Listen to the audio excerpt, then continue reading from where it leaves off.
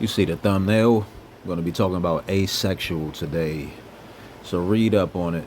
Asexual orientation, where someone experiences little to no sexual attraction to others. Asexuality exists on a spectrum. Some asexual people may experience sexual attraction rarely or under specific circumstances, while others do not at all. Now, the reason why I'm talking about asexual today, because I know and believe that it is the true sexual identity of a human being. And I'm going to explain why I know this and why I feel this way. There was a time in my life I had lost one of my closest friends. He was shot. He got shot about 7 times. And I had lost another friend who was shot and killed. So both of these losses had devastated me. And they were right before my 37th birthday. And they both happened back to back. One of the guys who had got killed, I had talked to him on the phone months before he was killed, and I had seen him in person. After 16 years, he had spent 16 years in prison. So I had seen him for the first time in all those years.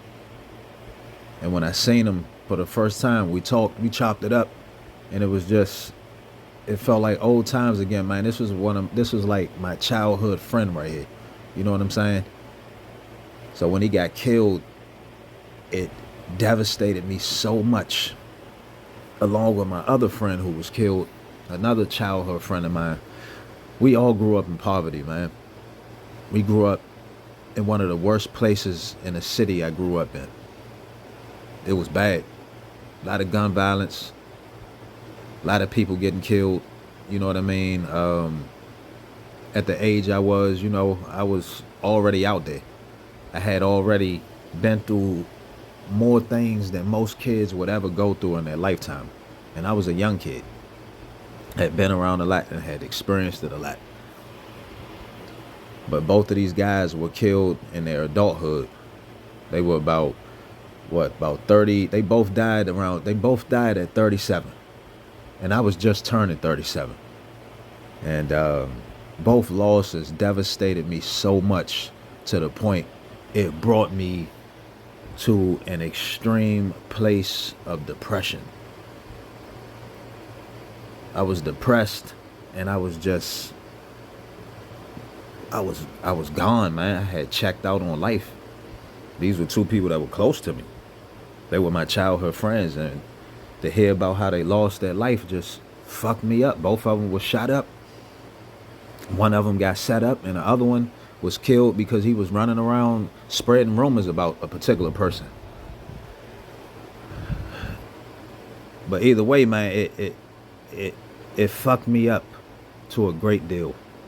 So during this time, because I had sank so low, I had this dream. And I had this dream that I had gone to this person's house. Because at that time I was doing landscaping. So I had went to this customer's house to work on their yard. And a police officer showed up. One of those bicycle police officers, not bicycle, but motorbike police officer. He showed up. And when he walked towards me, he had a raccoon in his hand. He was holding a raccoon by his neck. And the raccoon was dead. But the eyes were bright, like yellow. And the raccoon was dead. So what happened is the officer took his gun, pointed it at me, shot me in the head. And when the officer shot me in the head, I died. And when I died in that dream, I feel like a part of me died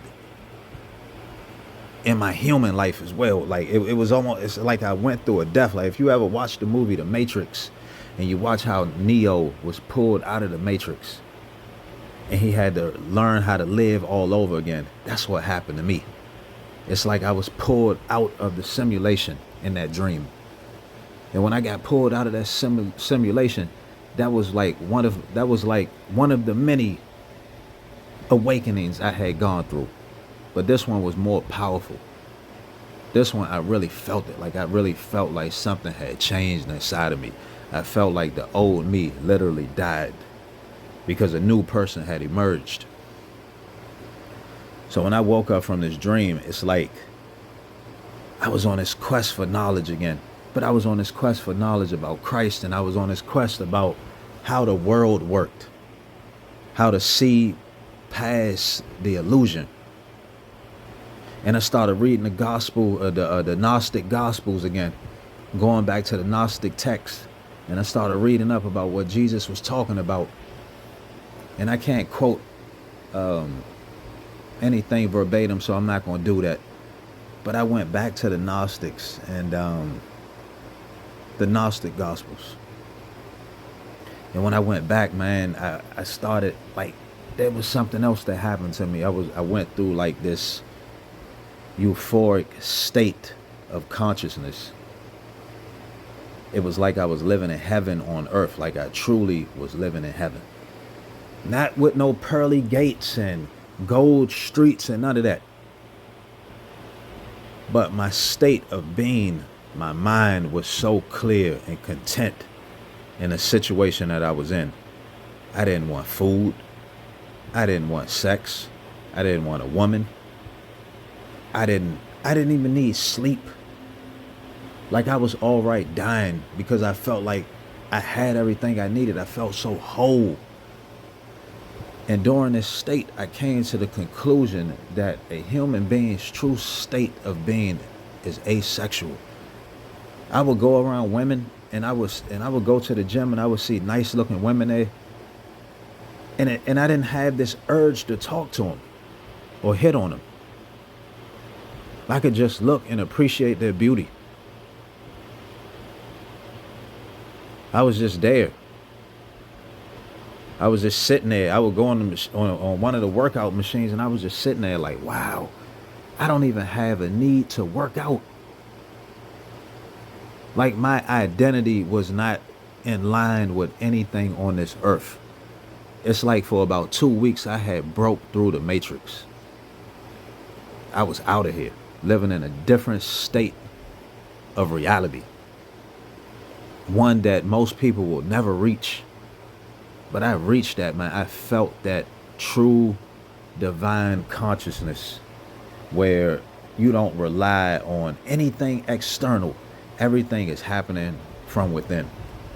I would go outside, man, and I would look around. I would go, when I would walk in the woods and I would look at it and I would be like, man, this is the kingdom of heaven right here. Even though that wasn't the king, that's not the kingdom of heaven. It was still a state of consciousness I was in. My reality had shifted. Because at the end of the day, your reality is really what you make it. It starts right in your mind. If your mind ain't right, your outer reality ain't gonna be right. If your perception of reality is off, your whole life gonna be off. You're gonna have a distorted mindset about everything. And as you can see, when you look at social media, a lot of content creators put out a lot of distorted content to distort your reality. Because a lot of things that these people are talking about, a lot of people aren't actually experiencing it in their own life. They're just looking at these videos and they're taking that all in and internalizing that stuff and making it their experience when they haven't even gone through this stuff. So if a content creator has so many followers and you have an impressionable person who looks at that content and they look at the fact that, well, this person has 100,000 followers or they got 1 million followers, they're credible to listen to. So you jump on the bandwagon and you start listening to this shit, even if that shit that they putting out is toxic, like the man versus woman stuff. That stuff is toxic, man. I would advise anybody that's watching YouTube to stay away from content like that. That content causes division and it causes hatred. Don't look at stuff like that. If you're a person who works out, stop watching these guys that's taking loads of steroids. Don't do it. In a way, these people are sociopathic. The fact that they can get up there every day and push that kind of content to you, without any remorse. It just goes to show you what state of consciousness they are living in. You know that steroids are bad for you. You've been told this for years. You've heard this and you've seen this from all the bodybuilders. And you've heard the bad experiences, these bodybuilders dying left and right. And you still go up there and listen to these people. And these people know the dangers of taking these substances. And they still push that content. You got people out on the internet who race bait.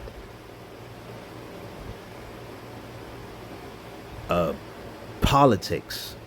There's so many things, man, there's so many things out here.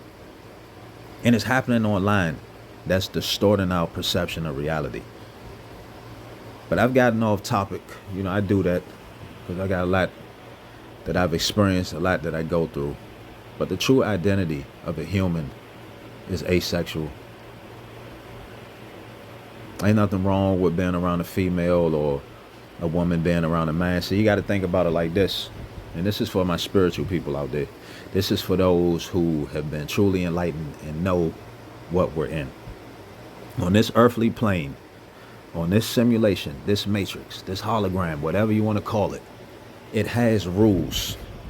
And your body has certain things that it needs in order for it to survive.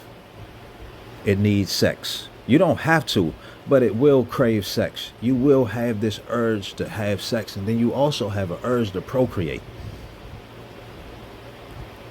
So that's what being on this earth requires of you, of this body. This body has things that it needs to be fed by certain stuff. And it's always asking for it. It's always asking for food. It's always asking for sexual pleasure. It's always asking for pleasure in general. On this plane, we live through our 5 senses. Those are the rules of this game, this matrix, this thing that we're in. In order for you to survive on this thing, you got to play by these 5 rules. But when you ascend past this, ascend in consciousness, you will rise above that stuff. Through awareness, through wisdom, through knowledge. You'll rise above these 5 senses, and you won't give in to them like most people do. You won't. I'm telling you, what I experienced was beyond human capacity in those 2 weeks. And I know that some people have experienced this and they know what I'm talking about. The level of freedom and contentment you feel is priceless. It really is it really is experiencing the source walking on this plane right here. It's like, man, I can't even put all the words I can't even describe it in words. You will have to experience it to know what I'm talking about. To wake up and not need anything. I feel like every human should want to experience something like this, because you get tired of meeting the demands of this human body. This human body has so many demands. It's sensitive to so many things. It's susceptible to so many things. It's weak. It's a hindrance. It holds you back.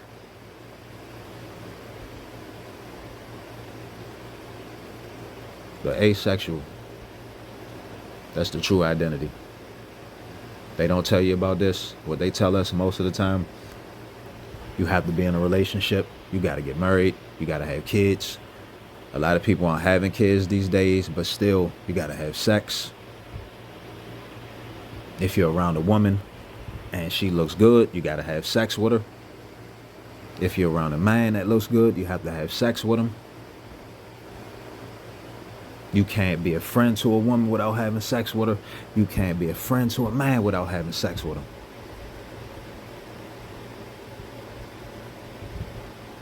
But I'm going to tell you this. When you live in a higher state of consciousness, you can be around the opposite sex and you don't feel any of that. What you do is feel compassion for that person. and you do see the beauty in that person, but you don't want anything from them.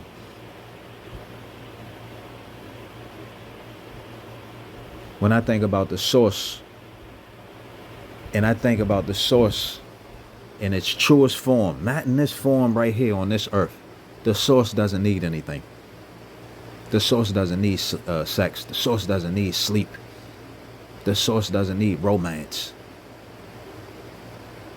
But because we're on this matrix right here, this matrix requires certain things from this human body. It has rules.